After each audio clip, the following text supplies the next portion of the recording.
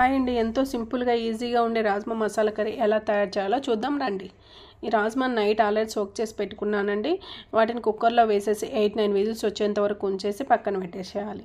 ఇప్పుడు బాండి పెట్టేసి ఆయిల్ వేసేసి హీట్ అయిన తర్వాత పోపు దినుసులు కూడా వేసేసి అవి కూడా చిటపట్లాడిన తర్వాత ఆనియన్ పచ్చిమిర్చి కూడా వేసుకోవాలి.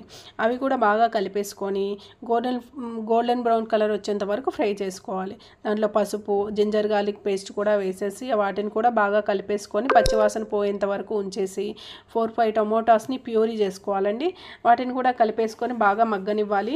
ఇప్పుడు టమోటాస్ కూడా బాగా కలిపేసి వాటిని కూడా పచ్చివాసన పోయేంత వరకు ఫ్రై చేసుకోవాలండి. ఆయిల్ పైకి తేలి పచ్చివాసన పోయేంత వరకు ఫ్రై చేసుకోవాలి. ఈ కన్సిస్టెన్సీలో ఉండాలి.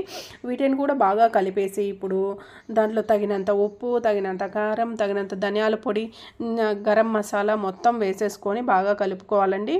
ఈ కర్రీ చాలా బాగుంటుందండి. రోటీలో కానీ రైస్లో కానీ చాలా టేస్టీగా ఉంటుంది. హై ప్రోటీన్ ఉంటుందండి దీంట్లో. ఇప్పుడు బాగా కలుపుకున్నాం కదండి. ఆల్రెడీ మనము కుక్కర్లో బాయిల్ చేసుకున్న రాజ్మాని ఈ కన్సిస్టెన్సీలో ఉండాలి.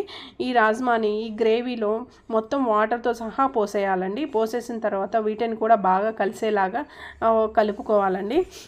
బాగా మొత్తం కలిసేలాగా కలుపుకొని దీంట్లో ఏమైనా మనకి వాటర్ సరిపోకపోతే కొంచెం వాటర్ వేసేసి బాగా కలిపేయాలండి.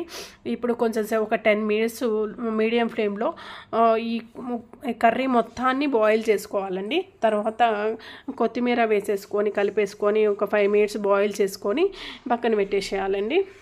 ఇప్పుడు మనం వేసేసుకొని సర్వ్ చేసుకోవచ్చు. Please like, share and subscribe.